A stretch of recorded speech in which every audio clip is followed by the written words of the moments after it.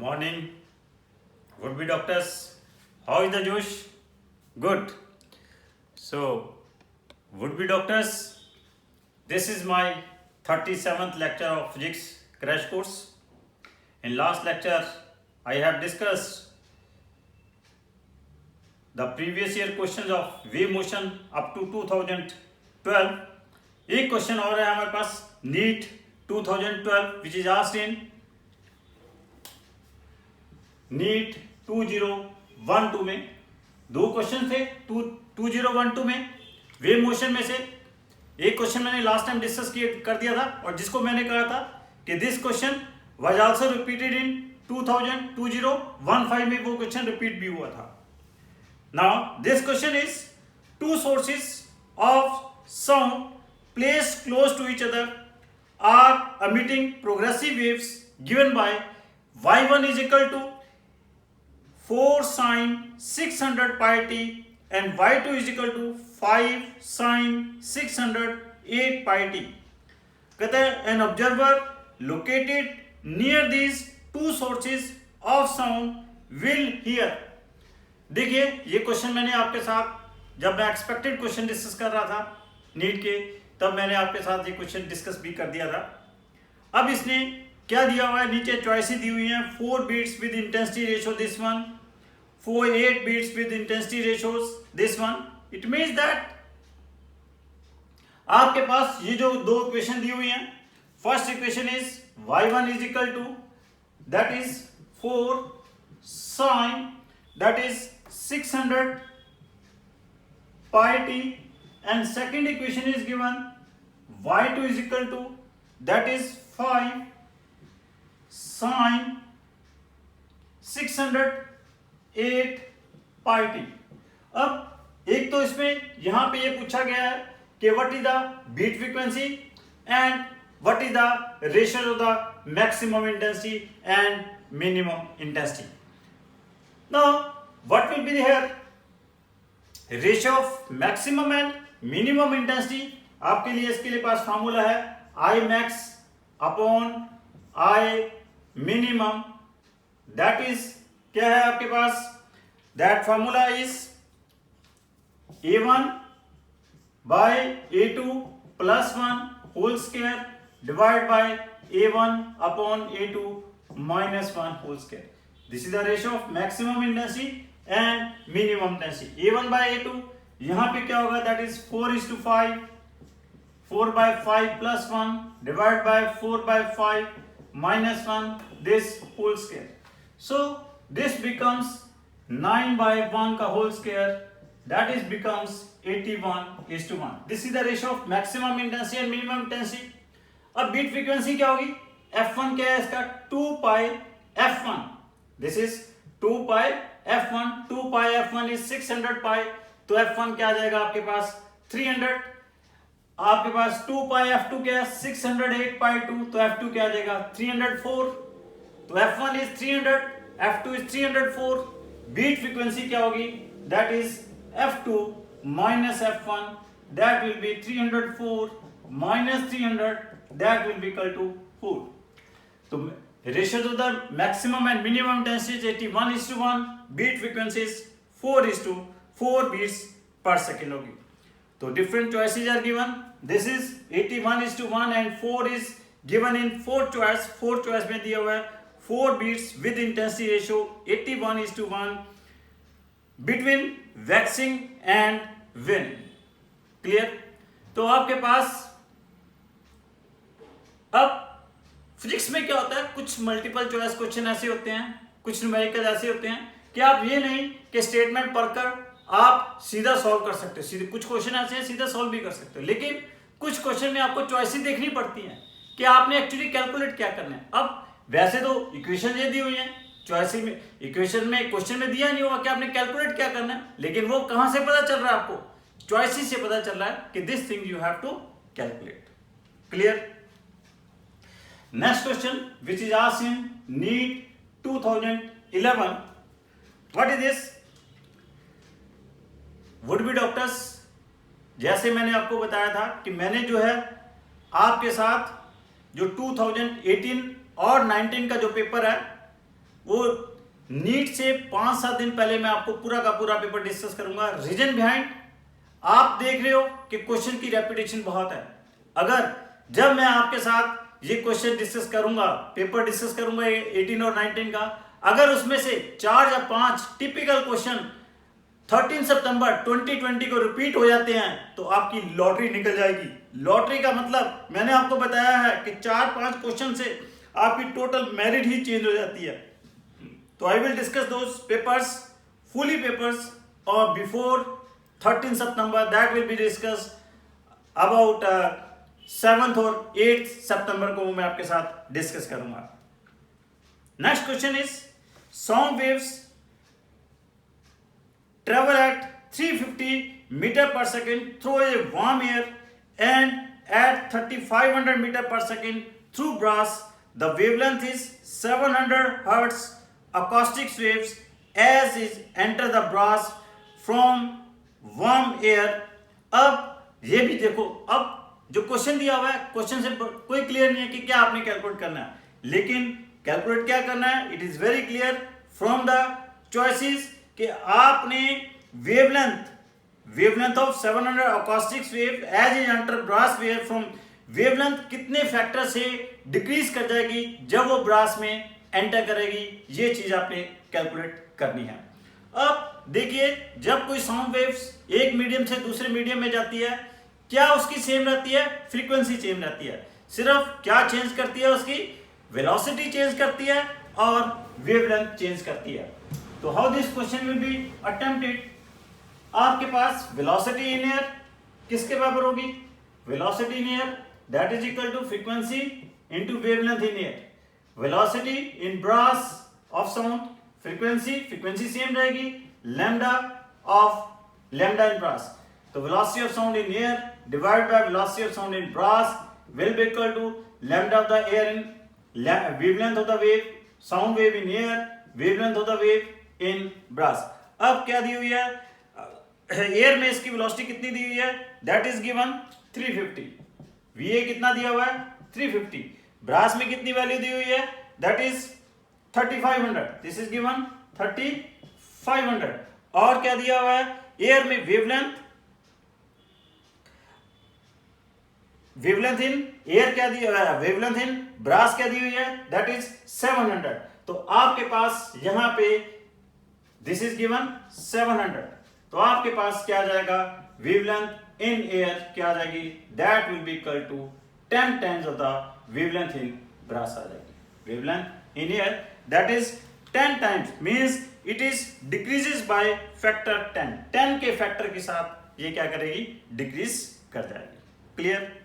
So next question which is asked in 2010 में पूछा गया है, a transverse wave is represented by the wave y is equal to a sin omega t minus kx.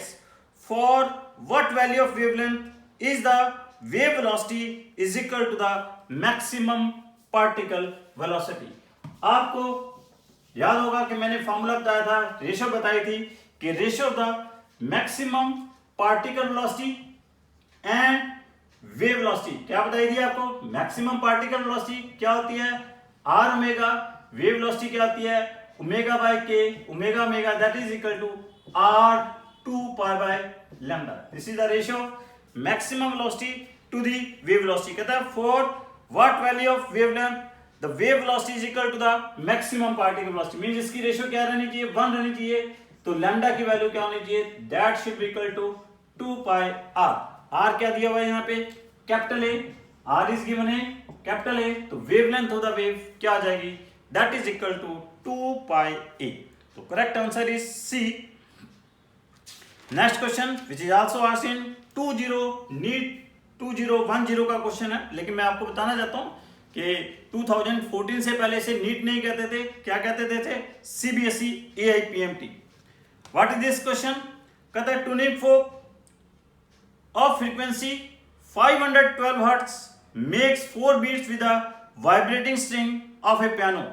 Beat frequency decreases to 2 beats when, देखो this question again it is repeated, ये पहले भी पूछा जा चुका है, when tension in the piano string is slightly increased the frequency of the piano string before increasing the tension was. देखिए अगर आपने पियानो में टेंशन इंक्रीज किया है, मीन्स स्ट्रिंग में टेंशन इंक्रीज किया है, टेंशन इंक्रीज किया है तो मीन्स आपने उसकी फ्रीक्वेंसी इंक्रीज कर दी. Frequency is directly proportional to square root of tension. Tension increase करने से फ्रीक्वेंसी इंक्रीज कर दी. फ्रीक्वेंसी किस केस में इंक्रीज होती है? फाइलिंग के केस में. तो it is a case of filing. तो मीन्स आपके पास फाइलिंग करने के बाद beat frequency decreases to 2 beats. Beat frequency filing करने के बाद डिक्रीज हो गई है. तो मैंने आपको क्या कहा था, अगर अननोन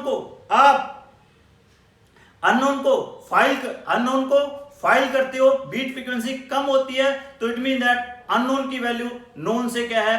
कम है. अगर बीट फ्रीक्वेंसी बढ़ती है तो इट मीन दैट अननोन की वैल्यू नोन से ज्यादा है. तो it mean that unknown is here frequency of the piano that is f2. तो नोन क्या है? 24 दैट इज 512 और बीट फ्रीक्वेंसी कितनी है? 4. और वैक्सिंग फाइलिंग करने के बाद बीट फ्रीक्वेंसी क्या हुई है? कम हुई है. तो इट मीन दैट f2 की वैल्यू क्या होगी?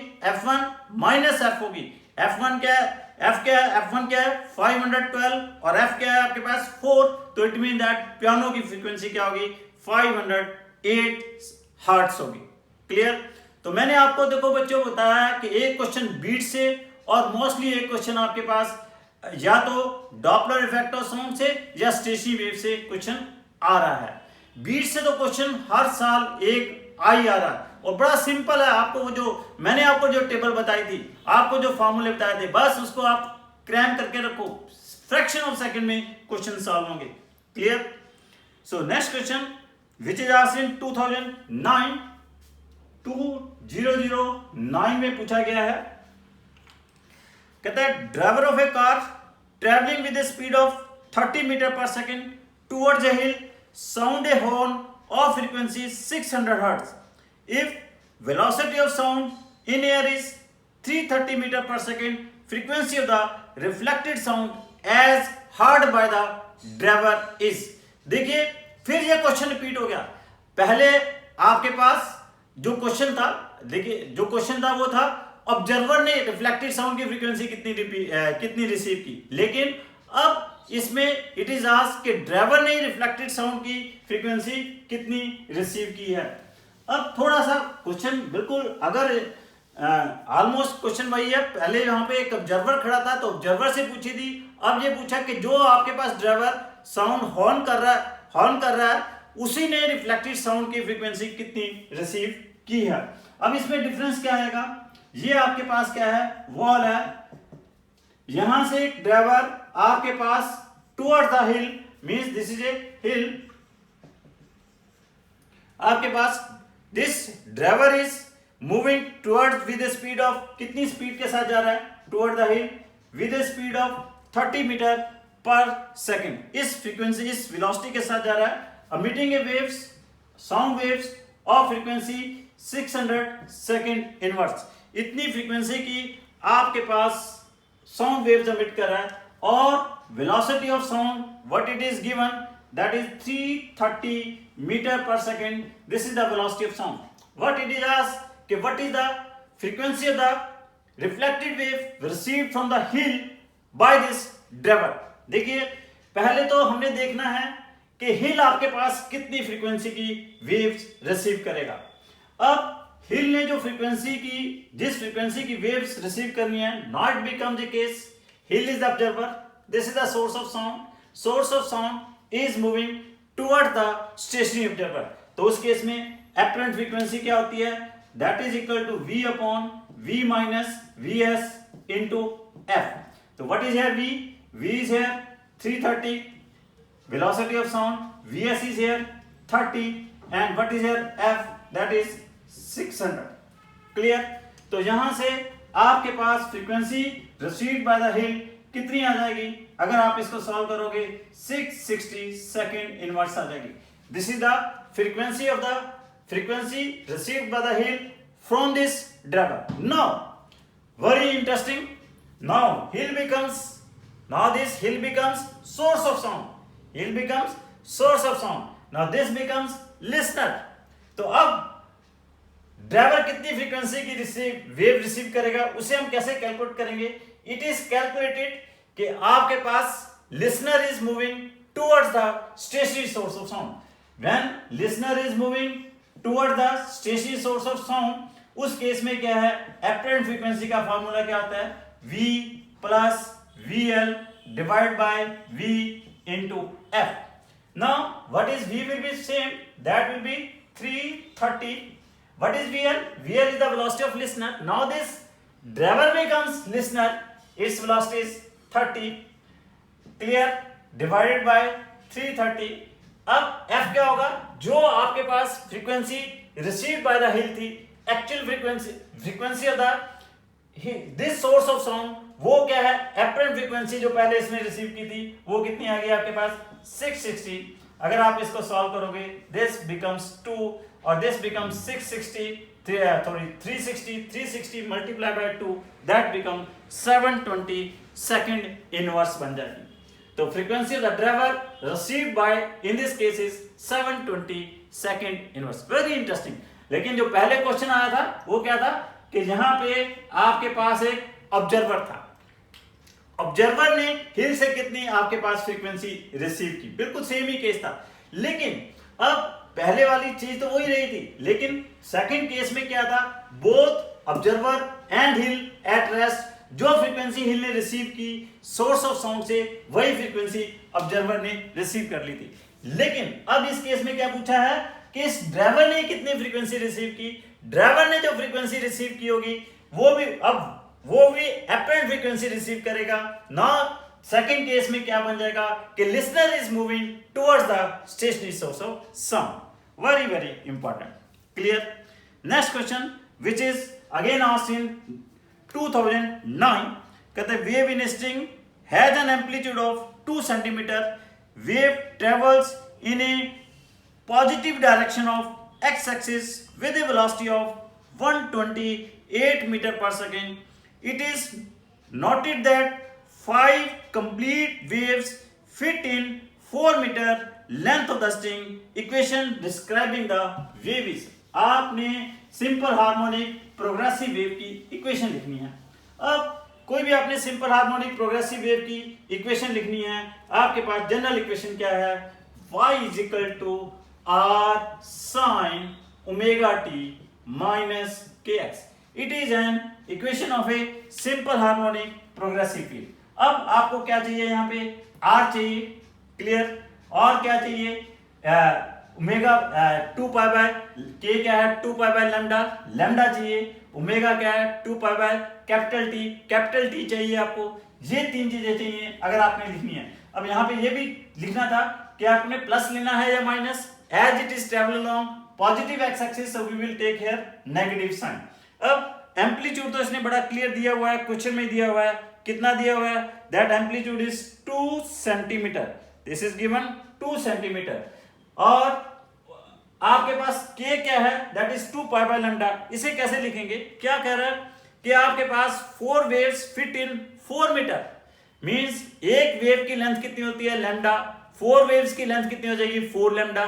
4 लैम्डा कितना है? 4 मीटर. तो इट मीन दैट लैम्डा कितना होगा? 1 metre. It mean that k की वैल्यू क्या आ जाएगी? 2 पाई बाय 1 आ जाएगी. क्लियर? अब रही बात ओमेगा की.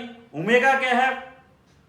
ओमेगा कैसे निकालेंगे? इसने velocity of the wave is given 128. Velocity पता है आपके पास? वेलोसिटी क्या होती है? Omega bye k. तो v is given, that is 128, k is 2 pi. तो यहां से आपके पास क्या आ गई? ओमेगा की वैल्यू आ गई.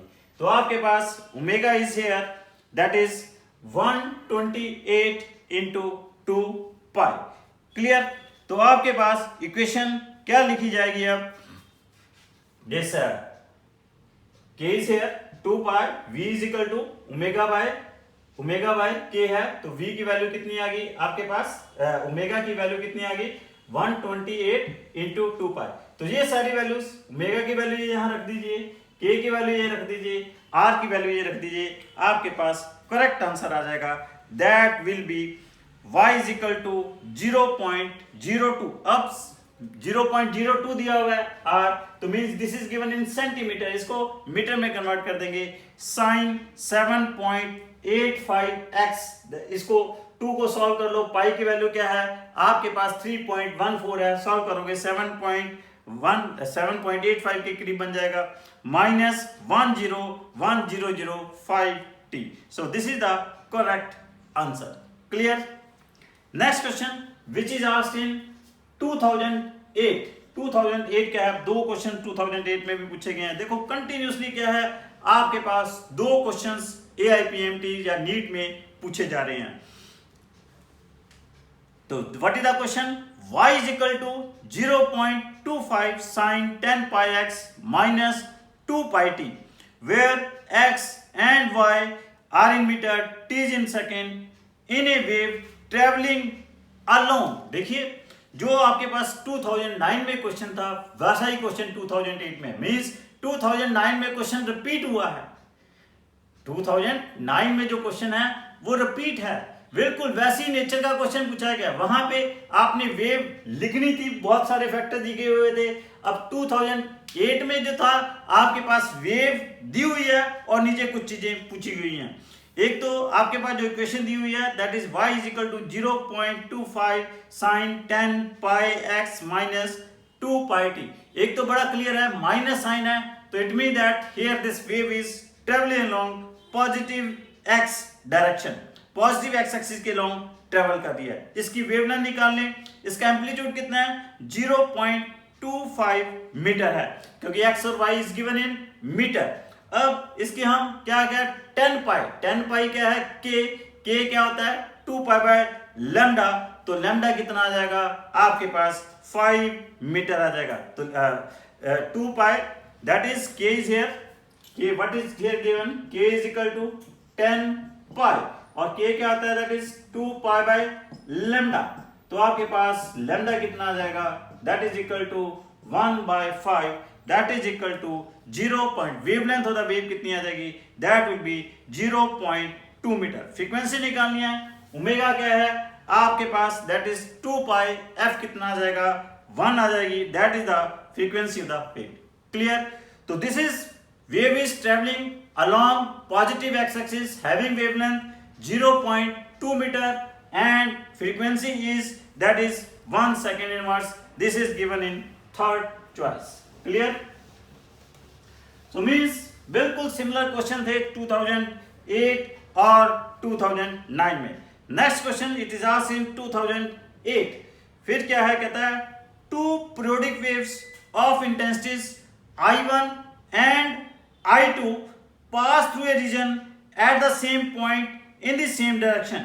The sum of the maximum intensity and minimum intensity is, sum of the maximum क्या कहता है, टू पीरियोडिक वेव्स इंटेंसिटी दी हुई है pass through a region at the same time in the same direction, sum of its maximum intensity. देखिए maximum intensity क्या होती है that is I1 plus I2, I1 plus I2 plus twice of under root of I1 I2, और this is I max और I minimum क्या होता है that is I1 plus I2 minus 2 under root of I1 into I2। क्या पूछा है इनका, सम पूछा है, सम करेंगे इनका I max plus I minima क्या आ जाएगा twice of I1 plus I2 आ जाएगा। जब इनको ऐड करोगे this becomes twice of I1 plus I2 बन जाएगा।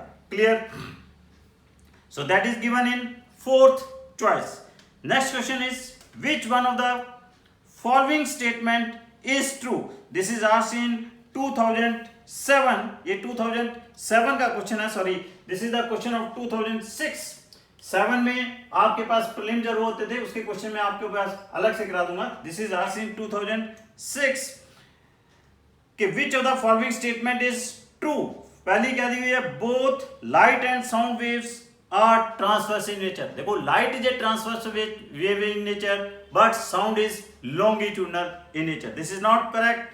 Sound waves are in longitudinal, while light waves are transverse in nature. It is the correct choice. देखिए मैंने आपको बार बार कह रहा हूं कि ये नहीं है कि जहां पे आपको करेक्ट आंसर मिल जाए आप बाकी चॉइसेस ना पढ़ें। Both light and sound waves are in longitudinal, this is not correct. Both light and sound waves can travel in vacuum, no, sound waves, longitudinal waves can't travel in vacuum, they require some medium just to travel. So correct answer is only the second. Next question is, the time of reverberation of a room A is 1 second. What will be the time of reverberation of a room having all the dimensions double those of room ए? देखिए रेवर्बरेशन time के ऊपर first time ये question पूछा है, एक ही बार पूछा गया है, लेकिन ख्याल रखना है किसी भी फॉर्मूले को आपने छोड़ना नहीं है। मैंने ये फॉर्मूला आपके पास डिस्कस किया था, क्या कहा था, रेवर्बरेशन टाइम किसके बराबर बताया था, that is 0.165 v upon alpha into S. Alpha क्या कहा था, अब्जॉर्प्शन कोएफिशिएंट, क्या कहा, absorption coefficient, S surface area, V volume. देखिए आपके पास क्या किया, रेवर्बरेशन टाइम किसी भी रूम का कितना है, 1 है। अब सारे डायमेंशन डबल कर दिए, हम ये मान के चलेंगे nothing is mention here but we will suppose that this is a cubical room. तो आपके पास V आपके पास वॉल्यूम है, वॉल्यूम क्या हो गया, वॉल्यूम L क्यूब के प्रोपोर्शनल होता है, सरफेस एरिया L स्क्वायर के प्रोपोर्शनल होता है, तो आपके पास L cube divide by L square, simple क्या आ जाएगा, L आ जाएगा।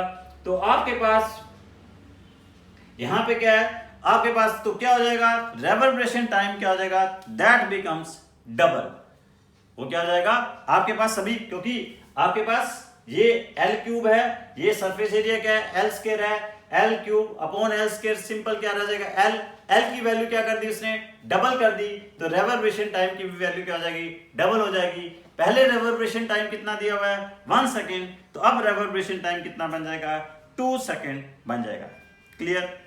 अगेन कहता है transfer wave propagating along x axis is represented by, transfer wave की इक्वेशन दी हुई है। देखो फिर एक बार ये आपके पास ट्रांसफर वेव के ऊपर डायरेक्ट क्वेश्चन पूछ लिया गया है। What it is given, transfer wave की इक्वेशन दी हुई है, what it is given, 8 sin 0.5 pi x minus 4 pi t plus pi by minus pi by 4. This is the equation of a transfer wave which is given. Here x is in meter, t is in second. It is asked the speed of the wave is, speed of the wave आपको बताया, what is the speed of wave, क्या होती है, that is omega by k.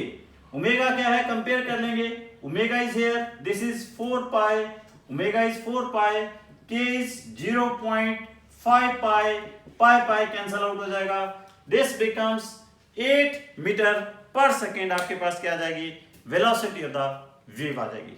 Clear.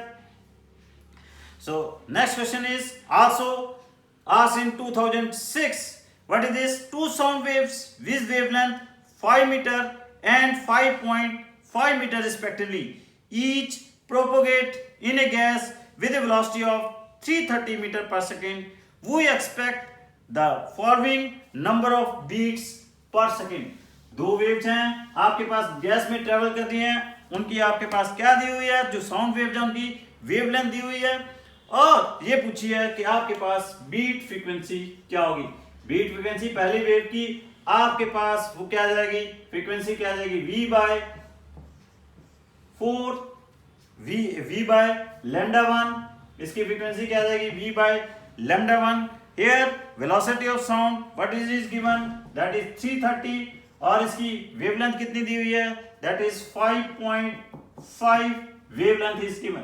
तो इसकी frequency आ गई, तो अगर आप इसको सॉल्व करोगे दिस बिकम्स 600, कितनी फ्रीक्वेंसी आ जाएगी, 600 सेकंड इनवर्स आ जाएगा।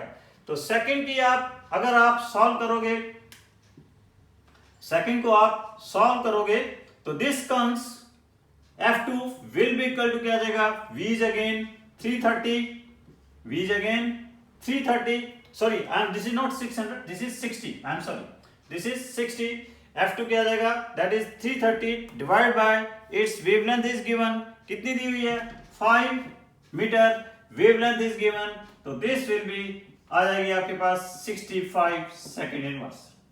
Clear? Sorry 66 second inverse. Clear? तो बीट फ्रीक्वेंसी क्या होगी? That is F2 minus F1, 66 minus 60, so that comes 6 second inverse will be the beat frequency. Next question, which is asked in NEET 2005. What is this question? Again this question is repeated. ये question फिर repeat हो चुका है। इस तरह का question पहले भी आ चुका है। Two vibrating tuning forks produce progressive waves given by y1 is 4 sin 500 pi t and y2 is equal to 2 sin 506 pi t. Calculate the number of beats produced. लेकिन इसमें थोड़ा सा ट्विस्ट करके दिया हुआ है। इसने पूछा number of beats produce per minute is, per second नहीं पूछा, पर मिनट पूछा है। तो थोड़ा सा ट्विस्ट है। आप पहले इनकी बीट फ्रीक्वेंसी निकालोगे, वो सेकेंड इनवर्स में आएगी, फिर आपको उसको किस में कन्वर्ट करना होगा? पर मिनट में कन्वर्ट करना होगा। कैसे? देखिए पहले F1 कितना है आपके पास, ओमेगा 1 कितना है, दैट इज 500 पाई। क्या आ जाएगा? उसे कंपेयर कर लेंगे। ओमेगा 1 क्या होगा? 500 pi. Omega 1 is 2 pi F1, pi pi cancel out हो जाएगा, आपके पास F1 आ जाएगा, दैट इज इक्वल टू 250 आ जाएगा। क्लियर? सिमिलरली ओमेगा 2 कितना है? 506 पाई, तो आपके पास F2 कितना आ जाएगा? That will be equal to 253 आ जाएगा। F1 250 आ गया, F2 253 आ गया। बीट फ्रीक्वेंसी क्या होगी? F2 minus F1, that comes 3 आ जाएगी, 3 सेकेंड इनवर्स आ जाएगी। लेकिन हमने पर मिनट कैलकुलेट करनी है, तो we have to multiply by 60, तो आंसर क्या होगा? 180 होगा। That is given in second choice. Clear? Next question is a point source emits sound. This is also asked in CBSE APMT 2005 का ही ये क्वेश्चन है। A point source emits sound equally in all directions in a known absorbing medium. 2 points P and Q are at a distance of 2 meter and 3 meter from the 3 meter respectively from the source. The ratios of intensities of the wave at P is a point source. बहुत अच्छा question है। एक point source है आपके पास emit sound equally in, एक जैसी आपके पास sound अमिट कर रहा है किसी भी नॉन ऑब्जॉर्बिंग मीडियम में, मींस उसकी इंटेंसिटी ऑफ साउंड क्या है आपके पास? सेम है। कहते हैं आपके पास इस सोर्स ऑफ साउंड से 2 पॉइंट्स हैं, one is P, another is Q। ये आपके पास क्या ले लें? P है और दूसरा क्या है? Q है। और P का जो आपके पास डिस्टेंस दिया हुआ है, that is given, distance of P is given, that is 2 metre source से कितना है, और Q का डिस्टेंस कितना दिया हुआ है, that is equal to 3 metre. Clear? ये इनके बीच में डिस्टेंस दिया हुआ है, तो मीन साउंड एक ये डिस्टेंस ट्रेवल करती है और एक ये डिस्टेंस ट्रेवल करती है। तो इन दोनों डिस्टेंसेस के पाथ डिफरेंस कितना आ जाएगा? जहां पे ये ट्रेवल कर रही हैं, इनका जो पाथ डिफरेंस होगा, the path difference will be equal to delta x, क्या आ जाएगा? 1 मीटर आ जाएगा। Path difference of this sound waves is equal to 1 metre. तो यहां से आपके पास फेज डिफरेंस निकल सकता है। क्या फॉर्मूला बताया था? पाथ डिफरेंस दिया और फेज डिफरेंस निकालना, 2 pi by lambda into delta x. Delta x कितना है? 1 मीटर। और wavelength of a wave that is given, चलिए wavelength of the wave is not here given, तो हाउ विल कैलकुलेट द, आपके पास इसको भी हम देख लेते हैं। Ratios of the intensities of the waves at P and Q। अभी हमें चाहिए नहीं, हमें यहाँ पे रिजल्टेंट इंटेंसिटी नहीं चाहिए, तो आपके पास सिंपल इंटेंसिटी चाहिए। आपके पास यहाँ पे आपके पास जो P और Q पॉइंट के ऊपर जो आपके पास वेव्स इंटेंसिटी आएगी, सिंपल उनकी आपको रेशो चाहिए। तो इसके लिए हम क्या करेंगे? आपके पास जो इंटेंसिटी होती है इनवर्सली प्रोपोर्शनल टू क्या होती है, डिस्टेंस स्क्वायर होती है। सिंपल हम क्या करेंगे, विल चूज द फार्मूला कि intensity is inversely proportional to distance square. यहाँ पे डिस्टेंस कितना है 2 मीटर, यहाँ पे कितना है 3 मीटर। तो P और Q के ऊपर जो इंटेंसिटीज की रेशियो आ जाएगी that will be equal to R Q square divide by R P square. This is here R Q, this is here R P। तो ये आपके पास क्या बन जाएगी 9:4 बन जाएगी। तो चॉइसेस में देख लेते हैं। फर्स्ट चॉइस दी हुई है 9:4, 2:3। तो आपने याद रखना है बच्चों, it is very very important, किसी भी पॉइंट के ऊपर जो इंटेंसिटी होती है किसी भी सोर्स ऑफ साउंड से, पॉइंट सोर्स ऑफ साउंड से, it is inversely proportional to क्या होती है, डिस्टेंस स्क्वायर होती है। Next question, the phase difference, this is asked in 2004। This is जो नेक्स्ट क्वेश्चन है वो नीट 2004 का क्वेश्चन है। व्हाट इज दिस क्वेश्चन कि two waves are given, phase difference between these two waves which are given as y1 is equal to 10 raised power minus 8 sin 100t plus pi x by 15 plus 0.5, and second is given y2 is equal to 10 raised power minus 8 cos 100t plus x by 50 metre. बच्चों देखिए कभी भी आपने दो waves के बीच में phase difference निकालना है तो आपने क्या करना होता है कि सिंपल आपके पास उनके जो एंगल्स हैं, जो उनके एक्चुअल फेजेस हैं, उनके बीच में आपने डिफरेंस ले लेने हैं। लेकिन डिफरेंस तभी लोगे कि दोनों के जो फेजेस हैं या आपके पास both should be same trigonometric function. अब जैसे यहाँ पे क्या है, y1 है जो साइन का फंक्शन है, y2 जो है कोसाइन का फंक्शन है। तो पहले अगर हमने दोनों का फेज डिफरेंस निकालना है, या तो दोनों वेव्स को हम कोसाइन की फॉर्म में लिखेंगे या दोनों वेव्स को साइन की फॉर्म में लिखेंगे। तो बेटर यही है कि दोनों को साइन की फॉर्म में लिख लें। जो आपके पास सेकंड वेव है y2 is equal to 10 raised power minus 8 cos 100t plus x by 15। तो इसको आप किसकी फॉर्म में लिख लो, साइन की फॉर्म में लिख लो। साइन को साइन में कन्वर्ट करना है तो प्लस π/2 लिखना पड़ेगा। तो क्या लिख लेंगे इसको, 10 raised power minus 8 sin 100t plus x by 15 plus क्या कर लेंगे π/2। तो उसमें क्या है प्लस 0.5 है, इसमें क्या है प्लस π/2 है। तो दोनों का फेज डिफरेंस क्या आ जाएगा, हाफ माइनस π/2, हाफ माइनस π/2। अब इसमें this is very very important कि आपके पास जो हाफ है 0.5 है दैट इज इन रेडियंस। तो आप जो π/2 है, पाई की वैल्यू 180 डिग्री नहीं रखोगे, पाई की वैल्यू क्या रखोगे 22/7 रखोगे। आप इसको सॉल्व करोगे तो this becomes 314/2, 3.14 divided by pi की वैल्यू क्या होती है 22/7, that is 3.14 divided by 2, that becomes 1.57। तो दोनों का जो फेज डिफरेंस बन जाएगा वो क्या आ जाएगा 1.57 minus 0.5, so this becomes 1.07 radian. This is given in radian. तो this is the very very important। दो चीजें इस क्वेश्चन में बड़ी इंपॉर्टेंट थी कि आपने दोनों के फेज डिफरेंस निकालने हैं। आपके पास एक इक्वेशन दी हुई है that is y is equal to, एक उसका एम्पलीट्यूड दिया हुआ है दैट इज साइन, जो भी आपके पास दिया हुआ है that is 100t plus pi x by that is 50 plus 0.5. Here this amplitude is 10 raised power minus 6। दूसरी जो इक्वेशन दी हुई है y2 is equal to 10 raised power minus 6 cos 100 pi x by 50। तो आपने इनका फेज डिफरेंस निकालना है। फेज डिफरेंस निकालना है, इसका फेज जो है वो कितना है 5/1 है, और दूसरे वाली का फेज जो लिखेंगे, अगर फेज डिफरेंस निकालना हम कह सकते हैं दूसरे वाली का भी ये फेज है, लेकिन फेज डिफरेंस निकालना है तो इसको भी हमने कॉस को साइन में कन्वर्ट करना पड़ेगा। जब इस कॉस को साइन में कन्वर्ट करेंगे तो हमें यहाँ पे प्लस π/2 लिखना होगा।